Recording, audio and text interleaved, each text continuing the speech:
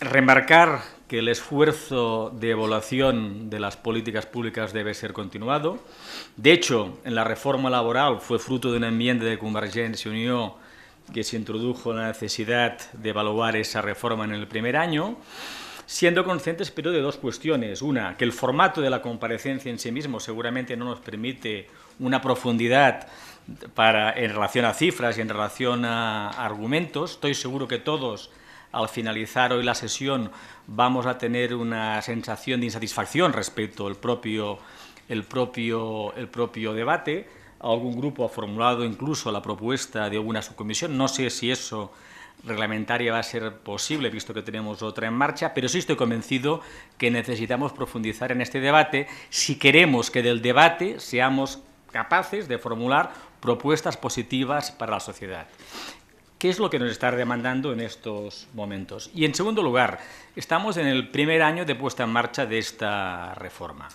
Y cualquier análisis que hagamos, quizás desde la excesiva autocomplacencia por parte del Gobierno, pero también con una crítica excesiva por parte de la mayoría de los grupos de la oposición, no nos acercan a la realidad. Esta reforma, como todas las reformas, va a necesitar tiempo para poder evaluar sus impactos.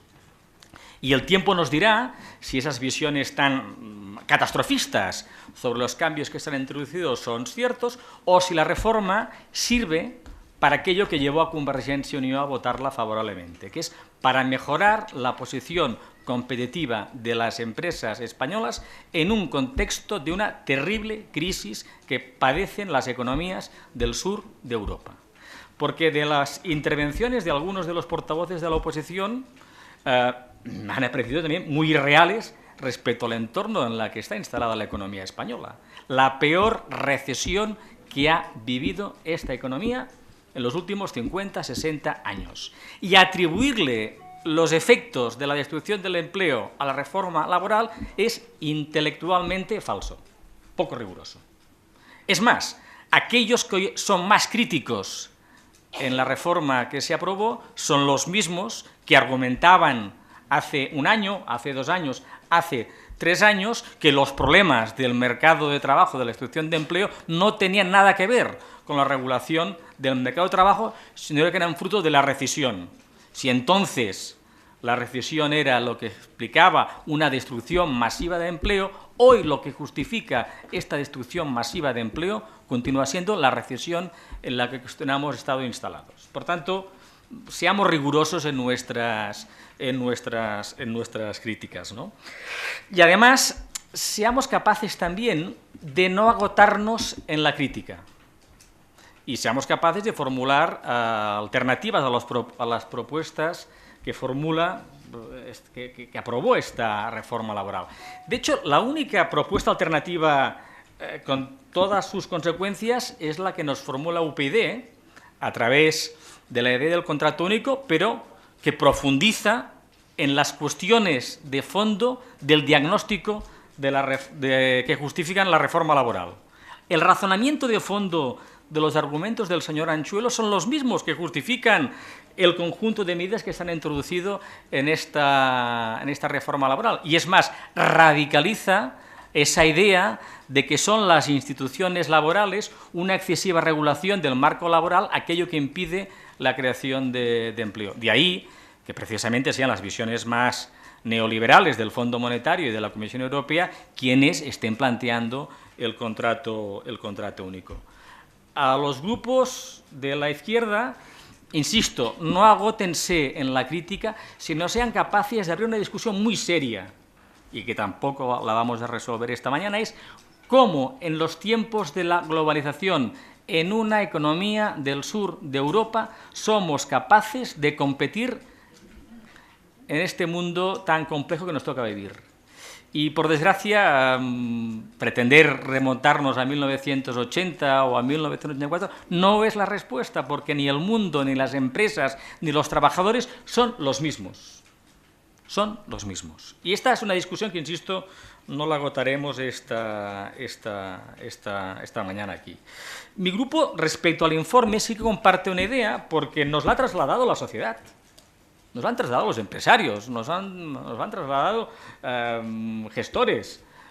La reforma ha servido en términos de flexibilidad interna para atenuar los golpes de la crisis. Y yo estoy convencido, y reconozco, es un acto de puro voluntarismo, ¿no?, que si esta reforma, algunas de las medidas de estas reformas hubiesen estado ya en marcha en 2008, quizás, seguramente, habríamos destruido menos empleo.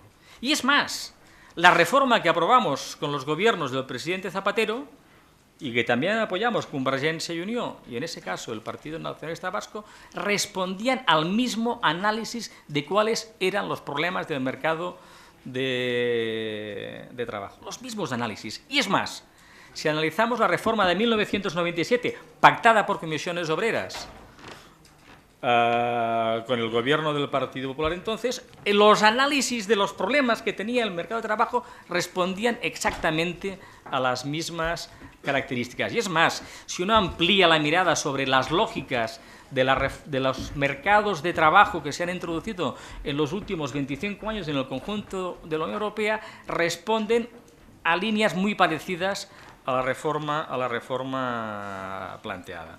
Por tanto, desde el punto de vista de la introducción de la flexibilidad interna, la reforma ha respondido. Y el tiempo nos dirá si en una fase de crecimiento económico, con menos crecimiento económico, somos capaces de crear más empleo. Y ahí reconozco que no tenemos más que intuiciones, más que intuiciones, y que el tiempo nos dirá, y ojalá sea eso. Y me gustaría que los grupos de la oposición a esta reforma laboral esperasen que con menor crecimiento de empleo, con menor crecimiento de PIB, hubiese mayor crecimiento de empleo. Ojalá, si no queremos estar condenados a una década de altísimas tasas de desempleo con las consecuencias que ello implica. Hecha esta consideración, Convergencia y Unió fue crítica en relación a esta reforma en dos aspectos, en los que hoy nos reafirmamos en los mismos. Que cualquier reforma que introduce flexibilidad, que en definitiva la flexibilidad quiere decir que para las empresas es más fácil poder despedir, también, no tan solo, pero también exige políticas de recolocación, de reciclaje, de orientación profesional, de reinserción, de formación potentes, sólidas, etcétera, etcétera. Y ahí el Gobierno, en los mismos meses que aprobaba esta reforma laboral, redujo sustancialmente las políticas activas de empleo. Y ahí hemos discrepado. Y hemos afirmado que una reforma que flexibilice, pero que no refuerce las políticas de empleo, es efectivamente una reforma injusta para muchos trabajadores. Y es más, no tan solo se han reducido las políticas activas de empleo, sino que algunos de los instrumentos de la protección social han endurecido sus requisitos para poder acceder a la misma. Esa es nuestra principal crítica a esta política. Y nuestra principal demanda, que en la perspectiva del presupuesto de 2014 va a ser imprescindible darle la vuelta a la situación e incrementar los recursos de las políticas de empleo.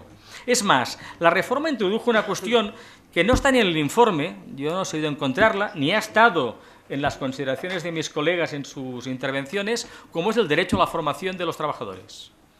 La reforma refuerza el derecho legal de los trabajadores a la formación, pero ese derecho legal reforzado en la reforma no ha tenido un desarrollo práctico efectivo. Es más, ni se nos cuenta qué consecuencias ha tenido. Es más, parte de los recursos de la formación para trabajadores ocupados tenemos que destinarlos a los trabajadores desempleados. No estamos invirtiendo suficientemente en las capacidades de trabajadores de hoy, que quizás sean desempleados mañana o que quizás tengan que trabajar en otros sectores en los próximos tiempos.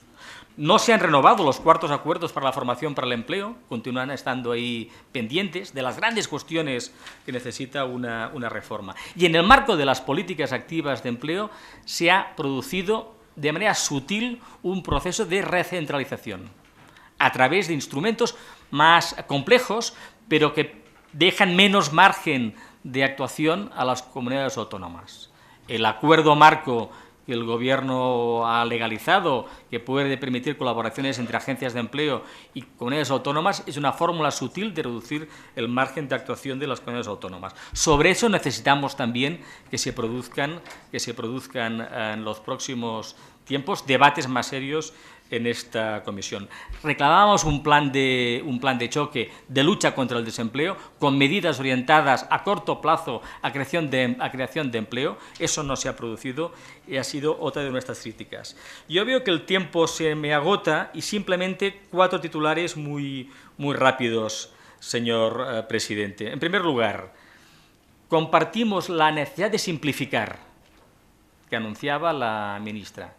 Pero simplificar debe ser alguna cosa, un punto más sutil que simplemente reducir el número de contratos. Y ahí sugiero un debate mucho más a fondo, rechazando la idea del contrato único, que mi grupo no comparte de ninguna de las maneras. 2. Para muchos empleados necesitamos que los costes de la contratación disminuyan. Y eso afecta no tanto a la propuesta que descartamos del Fondo Monetario y del señor Olli Rehn, de una bajada generalizada de un 10% de los sueldos en España, pero sí ser capaces de identificar qué política de reducción de cotizaciones sociales puede sernos útil, sabiendo que eso ha de ser compatible además con el mantenimiento del sistema público de pensiones. Y ahí, insisto, estudien si aquella vieja idea de Delors, socialista, de reducción de los costes sociales de los empleos menores remunerados, tiene sentido que se produzca en España. En los empleos menos remunerados con menor nivel de costes sociales. Propuesta de Jacques Delors. Necesitamos seguramente una adaptación de nuestra normativa laboral a las necesidades de los microempresarios y de los autónomos. No es lo mismo la SEA, la Nissan, que el autónomo que contrata a 2 personas en su cafetería, en su taller, mecánico, y necesitamos de nuevo dar la vuelta si el modelo austriaco de financiación de la prestación del despido a través de una mochila que estudiamos hace un par de años, tiene sentido o no que lo podamos introducir en España en esa reflexión sobre la configuración de nuestras cotizaciones sociales. La sociedad nos pide hoy no tan solo que critiquemos al Gobierno, que también, sino que seamos capaces de plantear propuestas para superar la situación. Esa es la intención de Convergencia en esta fase final de nuestra intervención. Señora ministra, finalmente, reclamándole que para abordar estas cuestiones el diálogo social va a ser imprescindible y, por tanto, instarle a recuperar la capacidad de diálogo con los representantes de los trabajadores o con los representantes de los empresarios. Una buena reforma laboral es siempre aquella que está acompañada del acuerdo con los agentes sociales. Ahí también hay una responsabilidad por parte del Gobierno. Nada más y muchas gracias.